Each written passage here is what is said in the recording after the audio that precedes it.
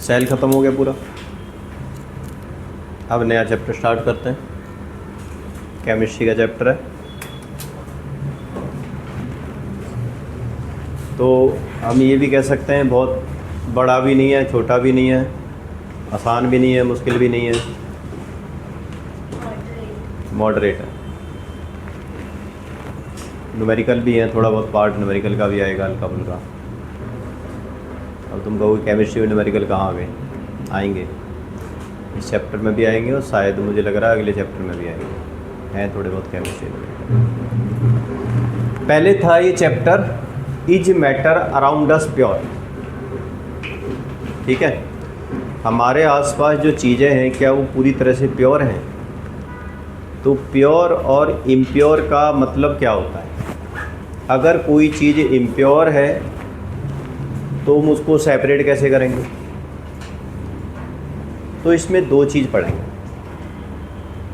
एक तो impure matter के बारे में, और एक इम्प्योर मैटर को अगर हम अलग करना है, सेपरेट करना है, तो कौन कौन से मेथड है। ठीक है, तो अगर मैं मैटर को प्योरिटी के हिसाब से बांटूं,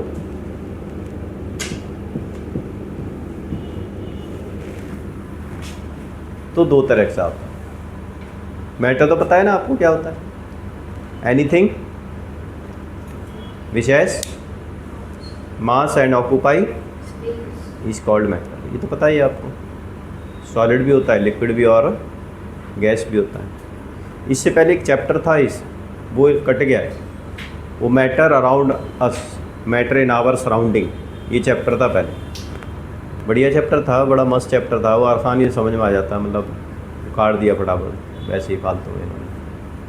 अच्छा चैप्टर था मतलब। अब ये डाल दिया, अब जो पहले कटा हुआ था वो पोर्शन भी डाल दिया इसके अंदर। तो सबसे पहले मैटर को हम दो तरह में बांटते हैं। एक प्योर मैटर होता है, मैटर यानी सब्सटेंस कह सकते हो, प्योर सब्सटेंस। एक impure substance.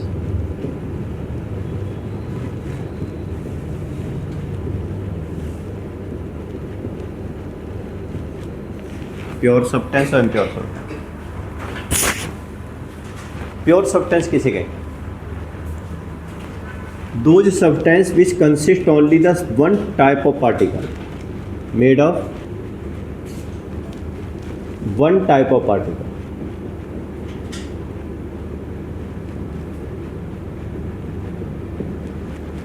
One type particle का मतलब क्या है कि उसके अंदर जो केमिकल फॉर्मूला है ना वो एक ही होना चाहिए।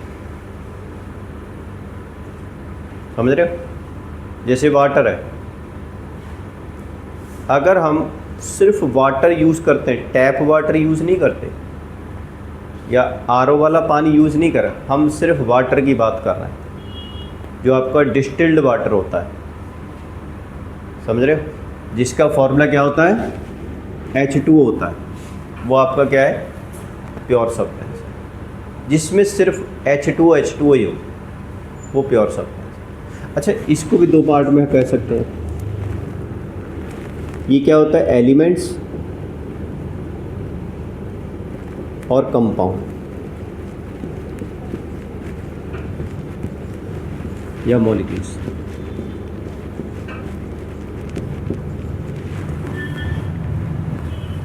एलिमेंट में भी दो आ जाते हैं, मेटल, मेटलॉइड्स और नॉन मेटल। हालांकि इनके बारे में ज़्यादा कुछ दे नहीं रखा आपके इसमें चैप्टर में। प्योर सब्सटेंस के बारे में बहुत कुछ नहीं, इम्प्योर के बारे में ये जो कुछ भी दे रखा। अब जितने भी मेटल हैं वो सारे क्या माने जाएंगे? Pure substance. अब जैसे मैं से कह आयरन बोलूँ मैं, तो आयरन का मतलब क्या? आयरन एलिमेंट से ही बना हुआ पूरा, तो वो क्या हो गया? प्योर हो गया। आप एक बात बताओ मुझे, क्या एलॉय जो मेटल का बना होता है क्या वो प्योर है? एलॉय पढ़े तो है ना आपके, क्या प्योर है वो प्योर नहीं है। क्यों नहीं है?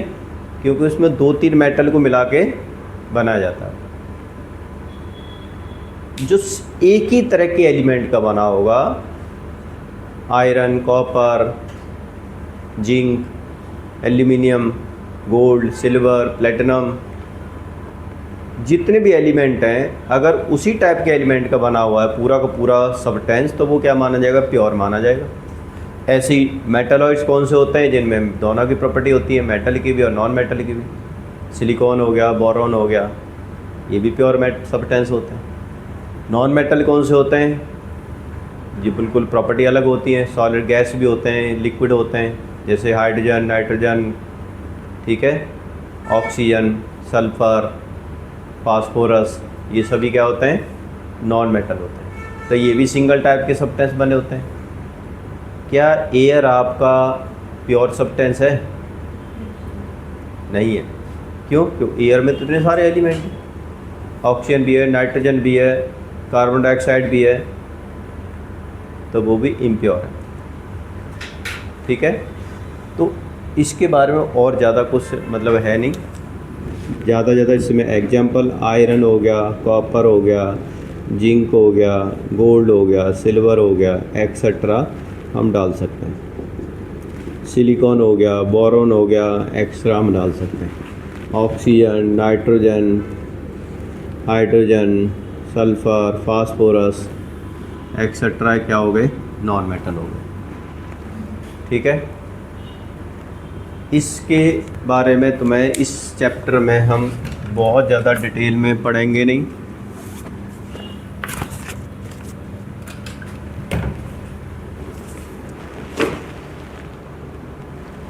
कंपाउंड्स और मॉलिक्यूल्स कौन से होते हैं आपके? जैसे कंपाउंड, जैसे वाटर हो गया, कार्बन डाइऑक्साइड हो गया, कॉमन सॉल्ट का फॉर्मूला क्या होता है? NaCl हो गया। ठीक है, ऐसे बहुत सारी चीज़ें होती है जो कंपाउंड्स ऑफ मैटर होती है, मॉलिक्यूल्स। तो ये भी क्या है? प्योर सब्सटेंस है। ठीक है, बस तुम्हें इतना ही याद रखना है इसके बारे में, और ज़्यादा कुछ नहीं याद रखना फिलहाल। मेन चीज़ क्या है? Impure substance. अब इम्प्योर सब्सटेंस किसे कहते हैं?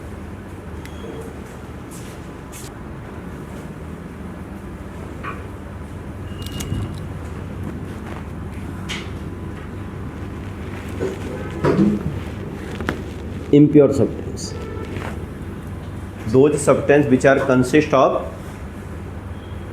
two or combination of two or more different substance। मतलब जब दो या दो से अधिक सब्सटेंस मिक्सअप कर देते हैं, when two or more things are mix up, then it is called mixture, impure substance। कौन कौन सी चीज़ हो सकती है इम्प्योर? जैसे अभी एलॉय बताया था मैंने तुम्हें। एयर भी तो क्या आपका क्या है? इम्प्योर सब्सटेंस है। मिल्क क्या है आपका? इम्प्योर सब्सटेंस है। क्यों है मिल्क इम्प्योर सब्सटेंस? उसमें फ़ैट भी है, उसमें वाटर भी है, उसमें विटामिन भी हैं, प्रोटीन भी, इतनी सारी चीज़ें होती हैं, तो वो सारा क्या हो गया? इम्प्योर सब्सटेंस हो गया। टेप वाटर है, इम्प्योर सब्सटेंस है, क्योंकि वाटर के अलावा मिनरल्स भी हैं उसके अंदर। जिसमें दो या दो से अधिक चीज़ें मिली होती हैं, वो क्या माने जाते हैं? सारे इम्प्योर सब्सटेंस। इससे मतलब नहीं है कि वो हम यूज़ कर रहे हैं तो वो क्या नाम है, क्या है यूज़, तो हम प्योर तो यूज़ करते ही नहीं। क्या हम प्योर वाटर पीते हैं? हमें पचेगा ही नहीं प्योर वाटर, कुछ मिनरल्स होते ही नहीं है उसके अंदर, क्योंकि हमारी बॉडी को तो वाटर के अंदर मिनरल्स चाहिए ना, कुछ तो चाहिए। जो RO का वाटर होता है, इसमें कैलकुलेटेड मिनरल्स होते हैं, ऑक्सीजन होती है, सब होते हैं। ठीक है, तो इम्प्योर सब्सटेंस किसे कहेंगे? जिसमें दो या दो से अधिक चीज़ों से मिला होता है। दो substance which consist to or more different substance. ठीक है, ये दो तरह के होते हैं। एक होता है होमोजीनियस। अच्छा, इसको मिक्सर भी कहते हैं। क्या कहते हैं हम इसे? Mixer. When two or more things are mixed together in any proportion is called mixture. तो जो इम्प्योर सब्सटेंस है वो क्या होते हैं? आपके मिक्सर होते हैं। अब इस मिक्सर को दो पार्ट में डिवाइड किया गया। एक होता है का homogeneous mixer,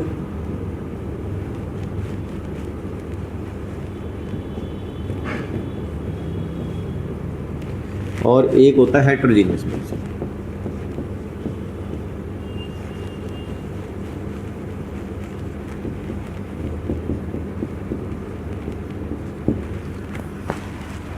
homogeneous mixer and heterogeneous mixer. Homogeneous mixer क्या होता है? होमो का मतलब क्या होता है? सिमिलर। अब जैसे हमें पता है मिक्सर क्या होता है, जिसमें दो या दो से चीज़ें आपस में मिक्स कर देते हैं, वो मिक्सर होता है। लेकिन मिक्स करने का भी तो तरीका है। आप पानी के अंदर नमक घोल दो, सॉल्ट डिजोल्व कर दो, शुगर डिजोल्व कर दो, क्या हमें दिखाई देगा नमक उसके अंदर? नहीं दिखाई देगा, लेकिन है तो मिक्सर है वो भी। अब पानी के अंदर आप सैंड डाल दो, दिखाई देगी ना, वो भी मिक्सर है। आप तो पार्टिकल के साइज के हिसाब से। अच्छा, ये भी ध्यान रखना है, अभी हम और टाइप ऑफ सॉल्यूशन करेंगे कि क्योंकि दो या दो से ज़्यादा चीज़ें आपस में मिला देते हैं, मिक्स कहते हैं।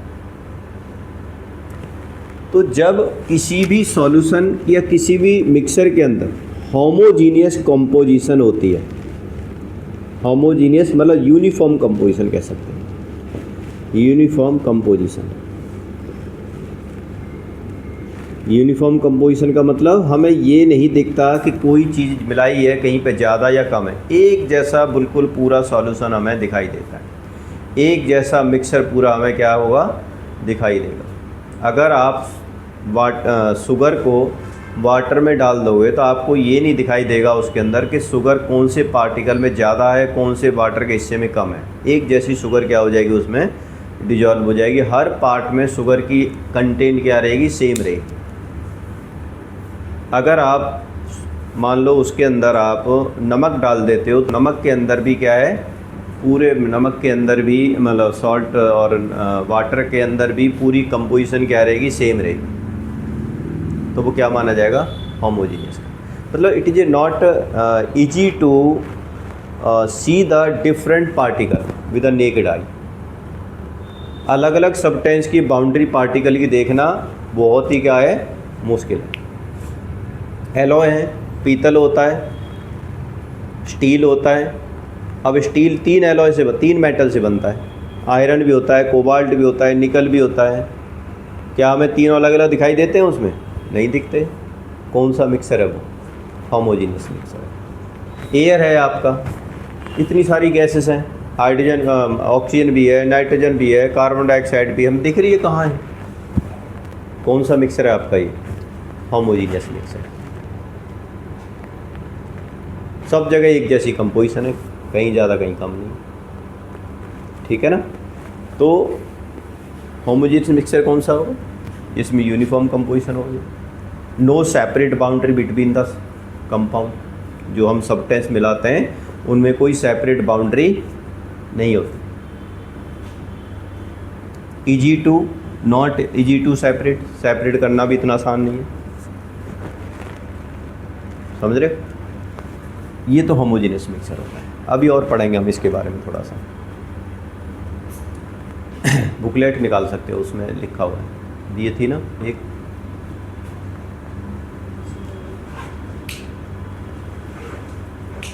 जिसको दी थी वो तो निकाल ही लो। नहीं लाए तो मैं मिली थी ये वाली, नहीं थी। अच्छा, तुम रह गए अभी, तुम भी रह गए, तुम्हें नहीं मिली? अच्छा, कोई नहीं, वो मिल जाएगी, कोई नहीं। उसमें अब के मैं दूंगा तो पूरी चैप्टर होगा उसके अंदर, कोई नहीं। है heterogeneous mixer, that mixer which has non uniform composition.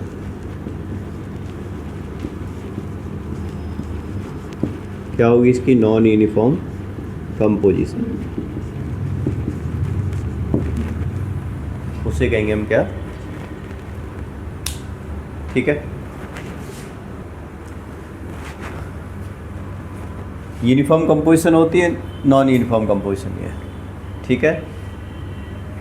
They are not visible easily, no separating boundary, कोई सेपरेटिंग बाउंड्री नहीं होती इसके अंदर, इसमें सेपरेटिंग बाउंड्री होती है, ठीक है। ये तुम्हारे इस बुक के अंदर भी लिखा हुआ है, अगर आप क्या नाम है देखोगे यहाँ पर इसमें बुक में भी कि लिखा हुआ such a mixture is called homogeneous mixture. कि देखो शुगर को वाटर में मिलाएंगे, कंपोजिशन थ्रू आउट एक जैसी दिखाई देगी। Other hand the homogeneous mixture जैसे विनेगर हो गए, एग्जाम्पल दे रखे हैं। दूसरी तरफ क्या होता है हेट्रोजीनियस, बता ही दिया तुम्हें हेट्रोजीनियस कौन सा होता है। जैसे सैंड को अगर वाटर में मिला दो क्या बन जाएगी, सेपरेट बाउंड्री बन जाएगी। वाटर को अगर जो फ्लोर होता है ना, आटा होता है, उसको वाटर मिला दो, चौक को वाटर मिला दो। आपने डस्ट स्टोर्म देखा है, डस्ट स्टोर्म, धूल भरी आंधी, वो कौन सा मिक्सर होता है, हेट्रोजीनियस मिक्स। दिखता है ना कितना दूर दूर तक आंधी के पार्टिकल हैं, वो सारा कुछ दिखाई देते हैं हमें, तो वो क्या है आपका हेट्रोजीनियस मिक्सर है। ठीक है ना, जिसमें अब बिल्कुल सेपरेटली पार्टिकल दिखाई देते हैं विद नेकेड आई इवन।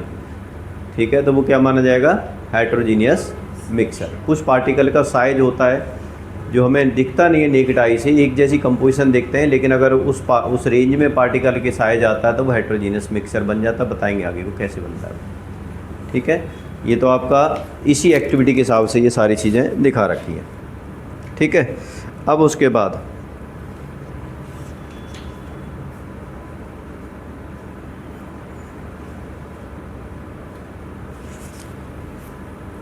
हम यहाँ पर 3 चीज़ों के हिसाब से यहाँ पर एक वो दे रखा है तुम्हें,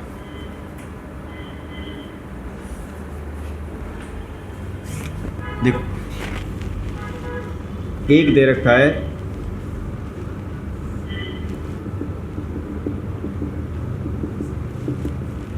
ये सॉल्ट प्लस वाटर मिक्सर है। ठीक है, ये हटा दो।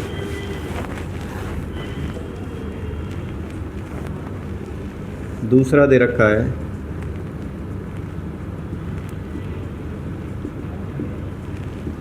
क्या ले लेते हैं, मिल्क है क्या, ये मिल्क। ठीक है, बी पार्ट है आपका इसके अंदर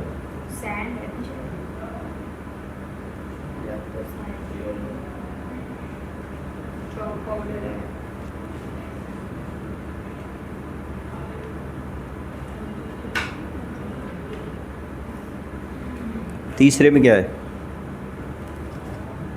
few drops of milk। हाँ वही तो मैंने कहा ना। और एक में सैंड है, सैंड या चॉक पाउडर।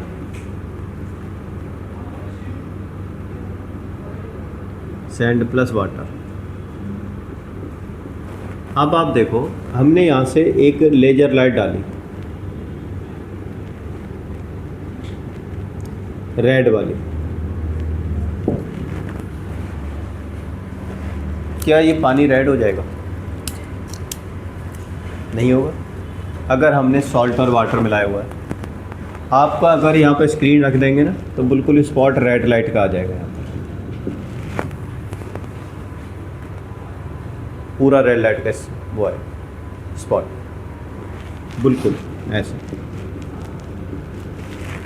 लेकिन यहाँ पर हमें क्लियर सॉल्यूशन ही दिखाई देगा। अगर हम मिल्क के अंदर से भी मान लो लेजर लाइट डालते हैं रेड वाली, तो यहाँ पर स्क्रीन लगाते हैं तो कुछ कुछ पार्ट क्या बनेगा, रेड बनेगा। लेकिन जहाँ जहाँ से ये क्या नाम है लाइट पास कर रही है, वो पार्ट भी क्या हो जाएगा आपका, रेड विजिबल हो जाएगा। ठीक है, इवन इसके अंदर की भी हम रेड लाइट को पास करते हैं, लेजर बीम लेजर लाइट होती है, हैं रेड दिखाई देगा सॉल्यूशन, वो बताते हैं अभी। पहले आप देखो ना, डिस्टिंग्विश देखो। इसके अंदर भी क्या होगा, हल्का फुल्का क्या नाम है रेड दिखाई देगा, किसी में ज़्यादा देखा, किसी में कम दिखाई देगा। ठीक है, तो अब इन तीनों को डिस्टिंग्विश हम कैसे करते हैं। देखो हमने इसके अंदर क्या मिलाया था, सॉल्ट मिलाया था। अब जो सॉल्ट के जो पार्टिकल थे ना, वो क्या थे, वो इतने छोटे थे कि जब रेड लाइट, ये देखो लाइट भी एक पार्टिकल की बनी होती है। पता है किसकी बनी होती है लाइट, फोटोन पार्टिकल। किसकी बनी होती है, फोटोन। तभी तो कहते हैं ना जो क्या नाम है फ़ोन हो गया भैया, जो जो लाइट से रिलेटेड चीज़ें होती हैं वो फो से रिप्रेजेंट करती हैं। फोटो मतलब फोटोन से रिलेटेड है। तो फोटोन पार्टिकल की बनी होती है। तो होता क्या है कि जैसे मान लो ये फोटोन का पार्टिकल आगे ट्रैवल कर रहा है, अब मान लो इस पार्टिकल से क्या नाम है टकरा गया ये, अब ये इतना बड़ा पार्टिकल है, ये इतना छोटा पार्टिकल है, क्या इस पार्टिकल को ये रोक पाएगा? नहीं रोक पाएगा। आप मान लो कि जैसे क्रिकेट की बॉल जा रही है और उसको तुम हिट कर दो, क्या नाम है, बीच में एक जो कॉस्कोप है छोटी वाली बॉल होती है, टेनिस वाली टीटी वाली से हिट करो क्या उससे रुकेगी? वो नहीं रुकेगी, सीधी चली जाएगी। आप ऐसी समझ लो कि यहाँ पर जो सॉल्ट के पार्टिकल जो होते हैं वो इतने छोटे होते हैं कि लाइट को स्कैटर नहीं करते, रोक नहीं पाते, वो सीधी लाइट क्या होती है, चली जाती है। अब तुमको चली जा रही है तो हमें कैसे पता चला जा रही है? आपको ये पता होना चाहिए कोई भी चीज़ हमें क्यों दिखती है। पता है क्यों दिखती है हमें? कलर हमें क्यों दिखता है? लाइट इसके ऊपर पड़ रही है, पड़ने के बाद सीधी आपकी आंखों में जा रही है, वो रिफ्लेक्ट हो रही है, इसलिए वो दिख रही है कि आपका ये रेड कलर है, ब्लू कलर है, वाइट कलर है, सब कुछ है। समझ रहे हो? जब तक लाइट रिफ्लेक्ट होके आपकी आइज़ पर नहीं पहुंचेगी वो चीज़ हमें दिखाई नहीं देगी। तो यहाँ पे तो कुछ रिफ्लेक्ट हो ही नहीं रहा था ना, यहाँ तो सारे पार्टिकल लाइट के क्या है, सीधे जा रहे हैं। समझ रहे हो? इस वजह से ये क्लियर वाटर था, यहाँ पे कोई भी सॉल्यूशन रेड कलर का नहीं दिखाई, क्योंकि नो रिफ्लेक्शन टेक प्लेस। यहाँ पर मिल्क के अंदर जो पार्टिकल होते हैं क्रीम के या किसी और के, उनका साइज़ क्या होता है, थोड़ा बड़ा होता है। प्रोटीन का साइज़ क्या होता है, बड़ा होता है। किससे? इसके जो लेजर लाइट आई थी उसने रोक लिया, उस पार्टिकल को रोक लिया तो क्या होगा, यहाँ से रुका, ऐसे आया, ऐसे चला गया, ऐसे आया, ऐसे चला गया, और वही रोकी हुई लाइट क्या थी, हमारी आंखों में जा रही है भाई, रेड लाइट। स्कैटर हो गई ना लाइट, तो विजिबल हो गया आपका यहाँ पर रेड कलर दिख गया भाई। रेड कलर तो स्कैटर होगा जब रेड लेजर वाली लाइट डाली हमने तो। सर बट इसमें तो दिखा तो ये नहीं है कि स्ट्रेट लाइन से वो जा रही है, बस थोड़ी साइड साइड से। हाँ तो स्प्रेड हो रही है ना। आपने ये नहीं देखा कभी रोशनदान से अगर रोशनी आ रही हो तो डस्ट पार्टिकल ऐसे यूं ऐसे बीम से दिखते हैं, तो डस्ट पार्टिकल क्या है आपके, वो पार्टिकल है जो लाइट को क्या कर रहे हैं, स्कैटर कर रहे हैं। लेकिन आपको लाइट सीधी दिखाई देती है जाती हुई, पाथ हमें बिल्कुल विजिबल दिखाई दे जाता है। यहाँ पर भी क्या है, जो पार्टिकल है ना वो लाइट को इधर उधर क्या कर रहा है, थोड़ा थोड़ा स्कैटर कर रहा है, ठीक है। और वो स्कैटर करके वो लाइट, स्कैटर्ड वाली जो लाइट है ना वो हमारी आंखों के अंदर जा रही है, और वही जो लाइट जा रही है जो स्कैटर हो रही है वही लाइट जा रही है, तो वही कलर हमें दिखाई देगा उसके अंदर। रेड कलर हमने डाला था, रेड कलर ही रिफ्लेक्ट हो रही है। अब मान लो जैसे ये रेड कलर है, ऐसे लाइट आई, हल्की फुल्की ऐसे स्कैटर हो गई, तो आपका ये जो पार्ट है, पोर्शन है, कौन सा दिखाई देगा आपको, रेड दिखाई देगा, क्योंकि लाइट तो इसी से स्कैटर हुई है ना। यहाँ पर तो डस्ट पार्टिकल और बड़े बड़े होते हैं तो और ज़्यादा दिखाई देगी हमें। समझ रहे हो? तो इस इफेक्ट को एक नाम भी देते हैं, टिंडल इफेक्ट। क्या कहते हैं? Scattering of the light by the particle present in the solution is called Tyndall effect. और ये जो चीज़ें हमें दिखती हैं ना, ये सब टिंडल इफेक्ट के कारण ही दिखती हैं। कैसे? अब एक बात बताओ, अगर मैं यहाँ पर लाइट को सबको बंद कर देता हूँ फिर भी आपको पूरी तरह से अंधेरा नहीं दिखाई देगा, लेकिन सन की रोशनी तो यहाँ नहीं आ रही ना। क्या कि सन की रेजेज यहाँ आ रही हैं आपके पास? नहीं आ रही ना, फिर भी दिखाई देगा। आप कमरे के अंदर दिन में चले जाओगे लेकिन सन तो डायरेक्ट वहाँ रेजेज नहीं आती, फिर भी दिखती हैं। क्यों दिखती हैं? ये सब कुछ टिंडल इफेक्ट होता है। क्यों? क्योंकि जो सन की रेजेज आती हैं तो बहुत सारे डस्ट पार्टिकल प्रेजेंट होते हैं एटमॉस्फेयर में, वो कंटिन्यू क्या करते हैं, लाइट को स्कैटर करते रहते हैं। जैसे अगर सन यहाँ पर है और ऐसे आया एटमॉस्फेयर में, तो यहाँ पार्टिकल है, यहाँ पार्टिकल है, यहाँ पार्टिकल है, ऐसे आया, इसको स्कैटर कर दिया, यहाँ पे स्कैटर कर दिया, यहाँ पे करते करते करते करते यहाँ आ गया। समझ रहे हो? तो अगर यहाँ अंधेरा है इस जगह पर, लेकिन ये लाइट तो स्कैटर हो गया, एंटर कर गई ना कई जगह से, तो हमें क्या दिखाई देगा, यहाँ पर उजाला दिखाई देगा। कैसे? अब ये लाइट किसी चीज़ से टकराई और हमारी आंखों तक पहुँच गई तो ये विजिबल हो जाएगी। ये इफेक्ट कौन सा होता है आपका? टिंडल इफेक्ट होता है। हम यहाँ पर सॉल्यूशन के अंदर देख रहे हैं स्कैटरिंग लाइट, और ये एटमॉस्फेयर के अंदर स्कैटरिंग ऑफ लाइट होती है। इसके बारे में और आगे पढ़ेंगे, लेकिन यहाँ पर हमने ये बताया है कि आपका होमोजीनियस मिक्सर और हेटेरोजीनियस मिक्सर को डिस्टिंग्विश आप कैसे करें। ये जो सॉल्यूशन था ऊपर वाला, ये होमोजीनियस था। ये जो दो सॉल्यूशन नीचे वाले दिखा रखे हैं, ये दोनों क्या है? हेटेरोजीनियस सॉल्यूशन, ठीक है ना। इसमें मिल्क भी किसके अंदर कैटेगरी के अंदर आ गया? आपका हेटेरोजीनियस के। इसका मतलब इस मिल्क के अंदर भी जो पार्टिकल का साइज इतना बड़ा होता है कि लाइट के पार्टिकल को क्या कर लेगा? वो रोक लेगा और उसको स्कैटर कर देगा। डस्ट के पार्टिकल तो वैसे ही बड़े होते हैं, तो वो भी क्या कर सकते हैं? लाइट के पार्टिकल को रोक करके वो स्कैटर कर सकते हैं। लेकिन यहाँ होमोजीनियस मिक्सर के अंदर हमें ऐसा कोई चीज़ दिखाई नहीं दी, यानी हमें होमोजीनियस मिक्सर के अंदर अगर लाइट को अगर पास करते हैं तो स्कैटरिंग ऑफ लाइट नहीं होगी, उसमें टिंडल फैक्टर प्रोड्यूस नहीं होगा। समझ रहे हो? अब इन तीनों सॉल्यूशन को तीन कैटेगरी बांटते हैं अब यहाँ पर जो हम स्टडी कर रहे हैं। कौन कौन से? अच्छा, पहली बात, सॉल्यूशन से हम एक चीज़ और आगे पढ़ते हैं कि सॉल्यूशन बनता क्या है। ये बाइनरी सॉल्यूशन होता है। बाइनरी का मतलब दो चीज़ों को मिला के बनाया जाता है। दो चीज़ों को मिला करके सॉल्यूशन को बनाया। कौन कौन सी?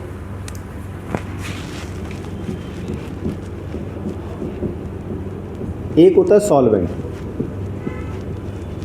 और एक होता है सॉल्यूट, ठीक है। अब एक बात देखो, पानी के अंदर मैं नमक भी मिला सकता हूँ, समझ रहे हो? मैं इंक भी, डाई भी, कलर भी मिला सकता हूँ उसमें, और मैं उसमें डस्ट पार्टिकल भी मिला सकता हूँ। क्या तीनों सॉल्यूशन एक जैसे होंगे? पानी में नमक मिलाया, पानी में कलर मिलाया, डाई मिला दी मैंने, पार्टिकल डाल दिए ब्लू कलर के, और पानी में सैंड मिलाई, क्या तीनों में एक जैसे दिखाई देंगे? तीनों अलग अलग होंगे ना? होंगे नहीं होंगे? तो वाटर तो तीनों में सेम था। वाटर तो तीनों में क्या है? सॉल्यूशन किसके थ्रू भी अलग हुआ? जो हमने चीज़ें मिलाई थी उसके अंदर। क्या क्या मिलाया था? सैंड मिलाई थी, कलर मिलाया था, और सॉल्ट मिलाया था। तो सॉल्वेंट क्या होता है? जिसमें कोई चीज़ें डिजॉल्व करते हैं ना, the substance in which the other substance are dissolved are called solvent. जो लार्जर क्वांटिटी में प्रेजेंट होता है, ठीक है, इन विच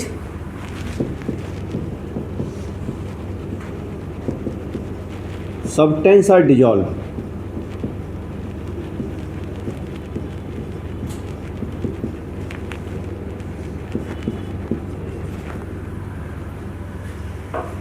जिसमें कोई चीज़ डिजॉल्व करते हैं। फॉर एग्जाम्पल वाटर, कैरोसिन, मिट्टी का तेल में भी डिजॉल्व कर सकते हैं, पेट्रोल डीजल में भी डिजॉल्व कर सकते हैं। मतलब जो ज़्यादा क्वांटिटी प्रेजेंट होता है वो आपका क्या बन गया? सॉल्वेंट। सॉल्यूट क्या होगा? बताओ। जिस चीज को मिक्स करते हैं। Yes, which is dissolved, in which dissolve, और which is dissolve in solvent, ठीक है।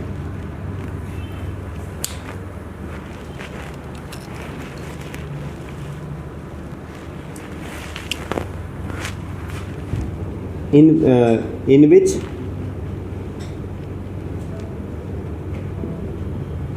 नहीं, which is dissolved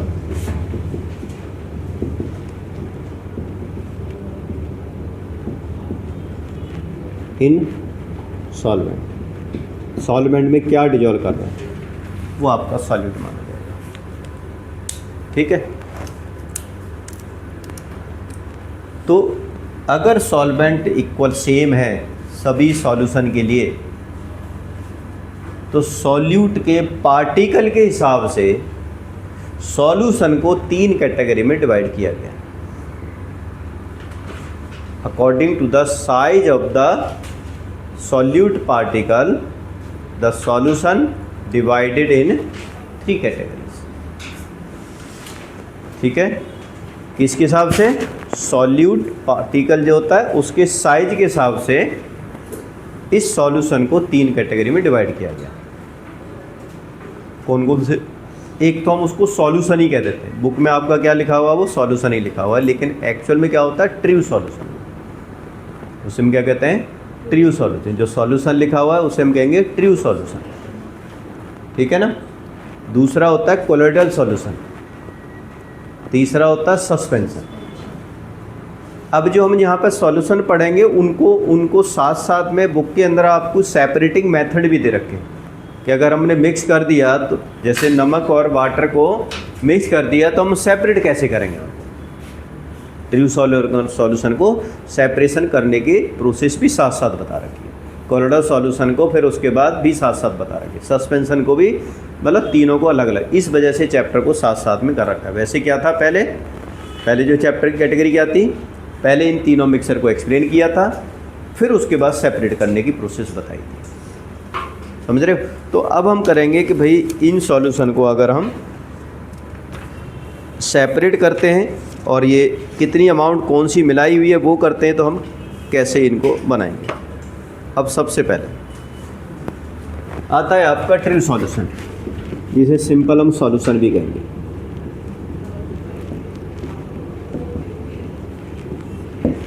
क्या प्रॉपर्टी हो सकती है?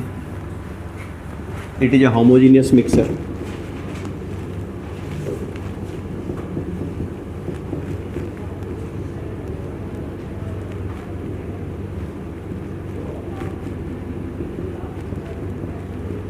दूसरी क्या प्रॉपर्टी हो सकती है?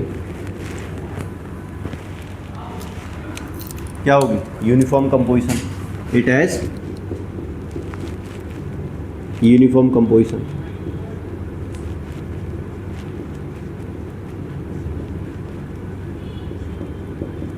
तीसरी प्रॉपर्टी क्या हो सकती है इसकी? Solute particle can not be seen with the naked eye. ठीक है, विजिबिलिटी के हिसाब से solute particle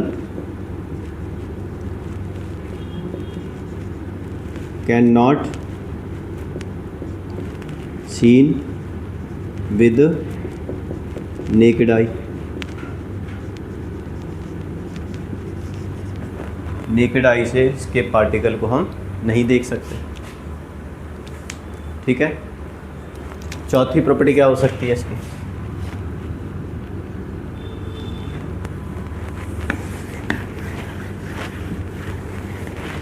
They do not scatter light.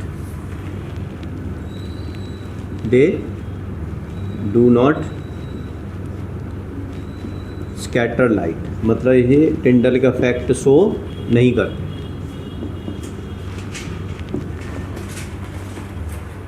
They do not scatter the light. So ये solute particle third point है, ये फोर्थ है। ये पहला हो गया, ये दूसरा हो गया, ये तीसरा हो गया और ये फोर्थ है।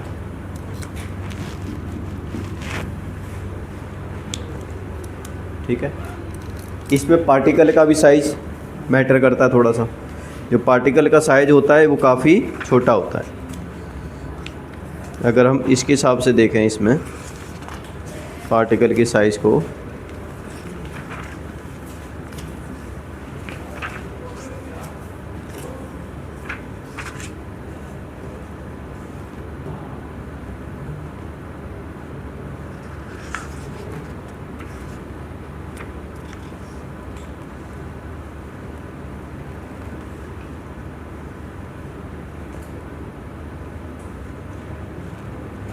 जिसमें 1 नैनोमीटर डायमीटर से कम होता है वो आपका सॉलिड पार्टिकल होता है।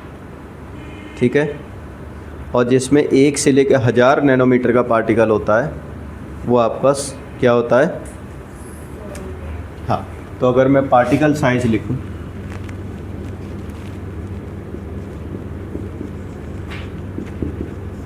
लेस देन 1 नैनोमीटर,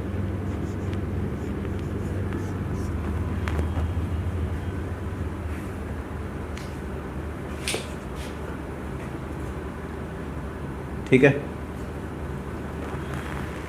और भी प्रॉपर्टी होती है होने को, तो they can not be separated by filter paper. इनको हम फिल्टर पेपर से सेपरेट नहीं कर सकते। फिल्टर पेपर देखा है आपने कभी स्कूल में?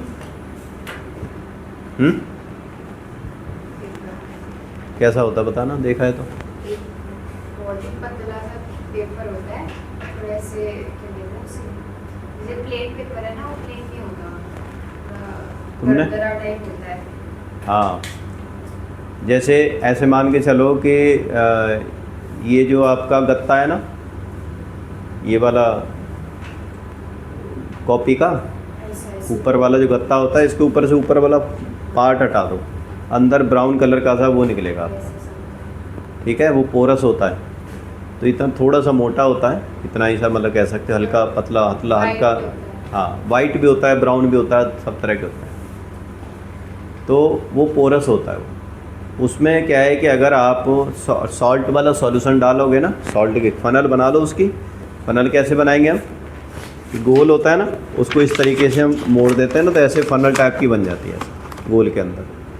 फिर अगर उसको आप क्या नाम है वो डालोगे ना, जैसे ये तो ऐसे था ना, इस तरीके से अगर गोल होता तो मैं बताता हूँ तुम्हें कि फनल बड़े आसानी से बन जाती है उसकी। उसको हम क्या नाम है वो डालेंगे ना, अगर सॉल्ट सॉल्यूशन डालोगे तो सॉल्ट सॉल्यूशन पूरा का पूरा निकल जाएगा, उसमें कोई पार्टिकल नहीं रहेगा, सब कुछ फिल्टर हो जाएगा। सॉल्यूट पार्टिकल सेपरेट नहीं कर सकते उससे। तो इससे हमें पता चलता है कि solute particle can not be separated by the filtration, इसके अंदर इन अ सॉल्यूशन, ट्रू सॉल्यूशन। एक और प्रॉपर्टी होती है, देखो तो देखा जाए तो कि ये ना स्टेबल सॉल्यूशन होता है। स्टेबल का मतलब क्या होता है? आप देखो कि अगर मिट्टी मिला दो पानी के अंदर, समझ रहे हो, थोड़ी देर बाद क्या होगी, मिट्टी नीचे सेटल डाउन हो जाएगी, बैठ जाएगी। हो गया क्लियर है पानी? तो क्या वो स्टेबल सॉल्यूशन है मिट्टी का पानी? नहीं है, अनस्टेबल है, क्योंकि सैंड क्या हो जाती है, नीचे सेटल डाउन हो जाती है। लेकिन ऐसा ट्रू सॉल्यूशन में नहीं होता। अगर आप सॉल्ट उसके अंदर मिला रहे हो तो जितने मर्जी तक रहने दो उसे, वो कभी भी सॉल्ट नीचे नहीं बैठेगा, वो एज इट इज क्या रहेगा, उसके अंदर डिजॉल्व ही रहेगा। तो ये स्टेबल सॉल्यूशन है। ये तो पता चल गया तुम्हें सॉल्यूशन के बारे में, प्रॉपर्टी बता दी प्रॉपर। अब आपका एग्जांपल क्या हो सकते हैं इसके अंदर? Salt plus water. विनेगर देखा है? विनेगर किसका मिक्सर होता है? वो water plus acetic acid, water plus acetic acid. Copper sulphate देखा है कभी स्कूल में?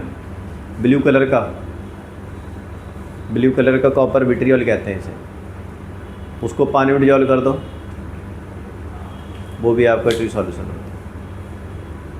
शुगर को वाटर में डिजॉल्व कर दो, ट्रू सॉल्यूशन होता है। समझ रहे? तो ऐसे कई सारे एग्जांपल हो सकते हैं जो हमें ट्रू सॉल्यूशन के बारे में काफ़ी चीज़ें बताते हैं। अब जो हमने ट्रू सॉल्यूशन मिलाया है, बनाया है, मतलब बता रहे हैं हम, इसमें क्या मिलाते हैं? सॉल्यूट के अमाउंट बनाते हैं। अब सॉल्यूट के अमाउंट को कैलकुलेट कैसे करें? और क्या हम जितना मर्जी सॉल्यूट मिला सकते हैं? आप एक बात देखो पानी लो और इसमें नमक डिजॉल्व करते जाओ करते जाओ करते जाओ, इनफाइनाइट तक डिजॉल्व होता रहेगा? वो नहीं होगा। सर फिर उसको एक कंडीशन ऐसी आएगी कि आप जो डिजॉल्व कर रहे हो ना, वो नीचे क्या हो जाएगा, बैठना शुरू कर देगा, डिजॉल्व नहीं होगा जितना मर्जी कोशिश कर लेंगे। फिर सर शायद उसको हीट करके जो उसके पार्टिकल्स हीट करेंगे तो पार्टिकल हो सकते हैं, नहीं तो डिजॉल्व नहीं हो।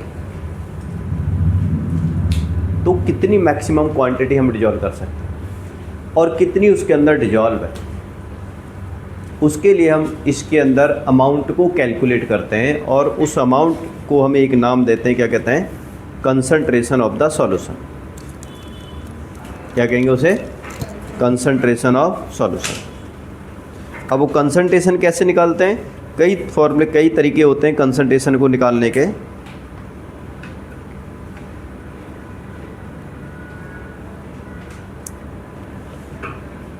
जैसे एक मान के चलो जो दवाइयाँ होती हैं बनती हैं, जितने शुगर सिरप होते मतलब सिरप होते हैं पीने वाली दवाइयाँ होती हैं, उसमें क्या जितना मर्जी हम कोई भी चीज़ मिला सकते हैं, एक कैलकुलेटेड अमाउंट ही मिलाई जाती है। कफ सिरप के अंदर एक कैलकुलेटेड अमाउंट मिलाई जाती है दवा की, समझ रहे हो। या जो फार्मर है खेतों के ऊपर क्या छिड़कता है, वो स्प्रे करता है पेस्टिसाइड, जिससे कीड़े वीड़े ख़त्म हो जाए, तो जितना मर्जी थोड़ा ही करता होगा, उसकी भी क्या होती है, कैलकुलेटेड अमाउंट होती है। तो जो कैलकुलेटेड अमाउंट होती है उसको कैसे निकालते हैं, कितनी अमाउंट हमने कितने सॉल्यूशन के अंदर डिजॉल्व की, उसे कहते हैं हम कंसंट्रेशन ऑफ द सॉल्यूशन। इसी के बेस्ड क्या है आपके न्यूमेरिकल है यहाँ पे, समझ रहे हो। अब एक और चीज़ देखो, कंसंट्रेशन निकालने से पहले इस सॉल्यूशन को भी दो पार्ट में डिवाइड किया गया है। एक होता है सैचुरेटेड सॉल्यूशन और एक होता है अनसैचुरेटेड सॉल्यूशन। एक सैचुरेटेड सॉल्यूशन और एक अनसैचुरेटेड सॉल्यूशन। सैचुरेटेड सॉल्यूशन कौन से कहेंगे, जिसमें और चीज़ें डिजॉल्व कर सकें, चाहे वो हीट करके करो या कैसे भी करो, बिना हीट करके भी हम क्या कर सकते हैं, इसमें और डिजॉल्व कर सकते हैं। That solution in which more quantity of solute can be dissolved at a given temperature. That solution in which more quantity of solute can be dissolved at a given temperature is called saturated solution. समझ रहे हो। जैसे हमने मान लो क्या नाम है वो बनाया, नींबू पानी बनाया, शुगर मिलाते हैं, जितना मर्जी मिला दो, काफ़ी और मिला दो, और मीठा हो जाए, डिजॉल्व हो रही है ना उसके अंदर, क्या बनेगा वो आपका अनसैचुरेटेड सॉल्यूशन। सैचुरेटेड नहीं, सॉरी अनसैचुरेटेड। सैचुरेटेड कौन सा, मैंने उल्टा बोल दिया, ध्यान रखना डेफिनेशन में, दो अनसैचुरेटेड सॉल्यूशन की डेफिनेशन बोली है। That solution in which more quantity of solute can be dissolve are called unsaturated solution. Saturated उसका उल्टा कर दो, जिसमें no more quantity of solute can be dissolve at a given temperature. That solution in which no more quantity of solute can be dissolve at a given temperature is called saturated solution. जैसे मैंने अभी बताया ना, आप चीनी dissolve करो या salt dissolve करो, डिजॉल्व होता जाएगा, लेकिन एक कंडीशन यहाँ पर ऐसी आएगी जहाँ पर और हम सॉल्ट उसमें डिजॉल्व नहीं कर सकते, ठीक है ना। जब और ज़्यादा सॉल्यूट डिजॉल्व नहीं कर सकते तो वो क्या माना जाएगा, आपका saturated solution. That solution in which no more quantity of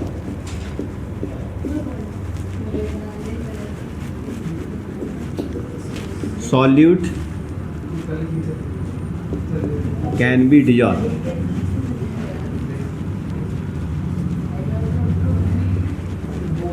eight given temperature, वो आपका क्या माना जाएगा, सैचुरेटेड सॉल्यूशन, ठीक है। अनसैचुरेटेड सॉल्यूशन कौन सा होगा, नो को हटा दो, मोर quantity of solute can be dissolve at a given temperature, वो अनसैचुरेटेड सॉल्यूशन हो जाता है, ठीक है। अब इसकी क्वांटिटी हम कैसे निकालेंगे किसी भी सॉल्यूशन के अंदर, इसका एक कंसंट्रेशन के हिसाब से एक फॉर्मूला होता है, उस पर न्यूमेरिकल भी हैं कई सारे, हम ये प्रैक्टिकल भी बताएंगे आपको कि आप जब दवाओं पर देखते हो तो दवाओं पर जो लिखा होता है, ये लिखा होता है V/V, W/V या W/W, ऐसे लिखा होता है कई बार क्वांटिटी में, तो इन सब का मतलब क्या होता है ये भी बताएंगे तुम्हें, ठीक है ना। ये क्वांटिटी हम कैसे कैलकुलेट करते हैं सारा कुछ, ये भी आपको सारा कुछ बताएंगे, ठीक है ना। तो अगली बार हम करेंगे। एक और बात ध्यान